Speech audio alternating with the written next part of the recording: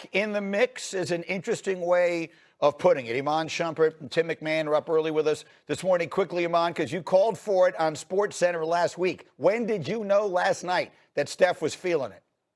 Well, I like to gauge it with, the rhythm of things. So you see him get by, the freeze, get by him, change his feet up, finish, look at the crowd, give me the shimmy. That's what I need. I need the shimmy.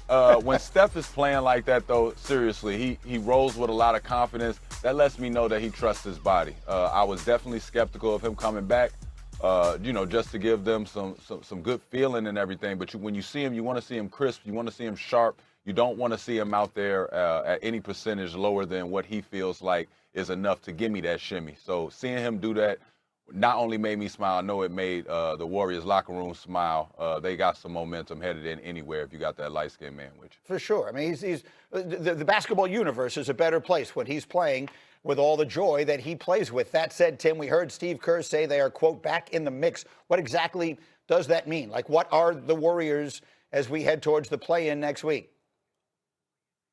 They're back in the show. Steph Curry is absolutely one of the most entertaining players of all time. With him back, there's reason to watch the Warriors again. There's hope for the Warriors that they can pull off a couple of road wins in the playoffs to punch their playoff ticket. Now, or in the play-in, rather. Now, I'll say this. He said back in the fight. It won't be a fight if they get to the playoffs. They are not in the same weight class as the Oklahoma City Thunder. Tell them the truth, used to be in that weight class. But they ain't in that weight class anymore. So enjoy the show. Watch it while you can. It won't be around for a whole lot longer, at least this season. Yeah, they lost their 42nd game last night, so they clinched their first losing season since the 2019-2020 season. But it is, either way, it is great to have Steph back, and we'll talk more about his future as we go. Speaking of the future, it was on display last night very clearly in Dallas. The Lakers and the Mavericks. There's LeBron James. He was spectacular last night, and he's going to have to carry the load. But Cooper Flag was ridiculous. Remember, he scored 51 on Friday, and then there he is in transition, picking up right where he left off. He had 26 in the first half last night. But D-Wood, LeBron James, not done yet. 41 years old, still doing it like this is absolutely crazy. Running the floor, making things happen, keeping the Lakers, almost single-handedly keeping the Lakers in this game. Mavericks had a 6-point halftime lead, fourth quarter. Flag in the painted area, tough move plus the foul. Dallas back up 11 later in the quarter. LeBron, watch the parting like the Red Sea, throwing it down. Emphatic slam. Lakers trailing by 7, 5 minutes to go. It's an 8-point game. LeBron's going to need some help. How about the big man, Jackson Hayes? Watch this roll to the hip. Look at that, throwing it down. It's a 5-point game. After Hayes makes the free throw, 4 minutes left in the fourth. Mavs up 5. Flag, dishing. P.J. Washington, 8-point game. Next Dallas possession.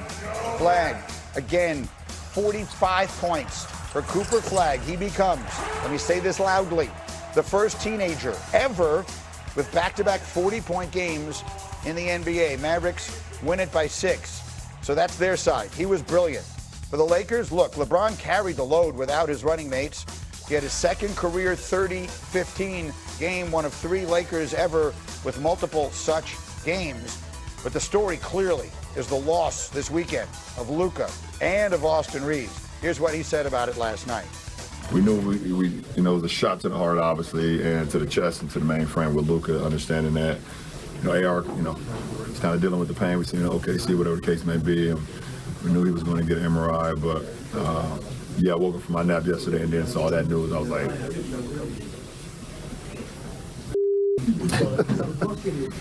that was literally my tone. I think he spoke on behalf of a lot of Laker fans everywhere, and that's why I wanted to keep D-Wood in this conversation. D-Wood, in the last 4 days, you went from the hottest team in the NBA in March to losing Luka, and then finding out in stunning fashion you've also lost Austin Reeves. And I think the entire staff agreed this morning, you just need a hug. I mean, the Laker fans, can you describe to America how Laker fans are feeling after the news this weekend? Literally, when I heard everything, the first thing I did was laugh. I just laughed because I'm like, you got to be kidding me with the injuries. Not only losing Luka, but then Austin Reeves for whatever, 4 to 6 weeks, whatever the case may be. And You know, Greeny, I came into before March. I said, you know, the Lakers, the way they don't have a rhythm with Luka, Austin Reeves, and LeBron playing together. But when March came around, they found out how to play together, and then combine that with the way they were playing defense. They reeled me back in. Reeled me all the way back in. I'm like, okay, we might have an opportunity. Then the game against OKC, where it all falls apart, guys get injured, and now I'm just pissed off to the furthest of festivity right now because my Lakers aren't going anywhere, and Luka better not come back. Listen, anyone associated with the Lakers, don't bring Luka Doncic back because I can tell you how this whole thing will go. He has the hamstring injury, and Iman knows this as an athlete. Those things are tricky. He comes back, first thing they're going to do is they're going to try to run him out of the gym. And then he hurts it even worse? No way. I'm worried about next year. I'm not worried about this year anymore. Shump, I could see your reaction as you were hearing from the voice of the Laker fans here. What do you have to say to D. Wood and all the Laker fans out there watching what looked like a moment of real promise go completely out the window this weekend? Yeah, I mean, it's tough. I mean, we had a ceiling on them anyway, but to have a ceiling on a team that was rolling like that and then to have the ceiling and the hopes of it just be kind of snatched away when you hear the news of, you know, two of their main guys going down. But I'll give you one little silver lining. LeBron James, I know it was the Dallas Mavericks, but LeBron James is 41 years old, and the main thing we have to worry about is his recovery process. Mm-hmm. I don't know about anybody else thinking about it. We used to have to check people's birth certificate for AAU to see if they were too old.